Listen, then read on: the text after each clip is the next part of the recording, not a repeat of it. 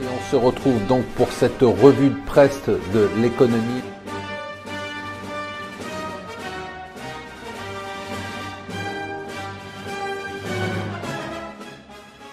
Bonjour et bienvenue sur mon financier pour le morning zapping.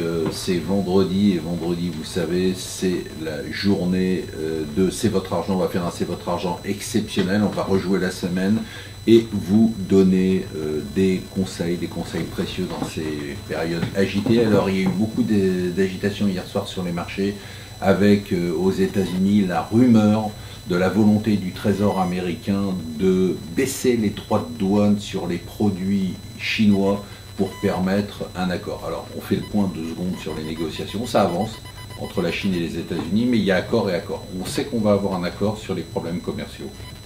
Pourquoi ? Parce que la Chine n'a pas le choix, son activité ralentit, son économie ralentit, elle souffre de la guerre commerciale. Les États-Unis, eux, et notamment Donald Trump, veut afficher une victoire, surtout qu'il est empêtré avec The Wall. Il veut aussi pouvoir montrer qu'il est capable de faire remonter les marchés. Et on voit qu'une bonne nouvelle sur la guerre commerciale fait remonter les marchés. Donc on est un peu sur cette idée, donc ça c'est l'accord commercial.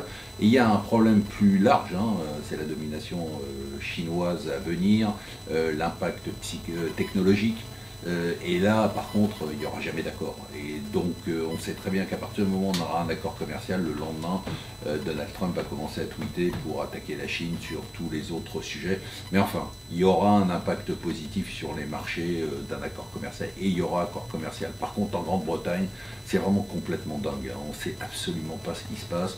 C'est-à-dire que là, on n'a pas d'accord du tout entre Theresa May et les parlementaires. Elle va essayer vaguement de convaincre encore le Parlement d'ici à la fin du mois de janvier.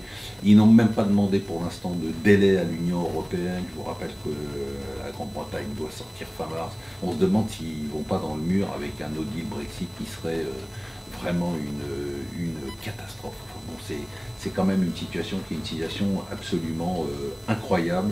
On est dans un monde complètement fou. Les chiffres sont sortis, c'est la Cour des comptes qui tape sur les doigts du gouvernement en disant écoutez les gars, dépenses publiques ça n'arrête pas, vous n'avez pas fait de réforme structurelle contrairement à ce qu'on raconte, et donc on se tape quand même le taux de dépenses publiques le plus élevé de l'Union européenne. Franchement ça c'est vraiment un cauchemar. Ne me parlez pas de l'acte 10 des Gilets jaunes, je ne veux même pas m'entendre parler parce que j'en ai vraiment totalement ras-le-bol. Et on va avoir sur les marchés probablement beaucoup d'agitation du fait de ces rumeurs sur les opérations, sur les négociations chinoises. En attendant, je vous souhaite une excellente journée, je vous souhaite un bon week-end. N'oubliez pas ce soir, 19h sur BFM Business, c'est votre argent.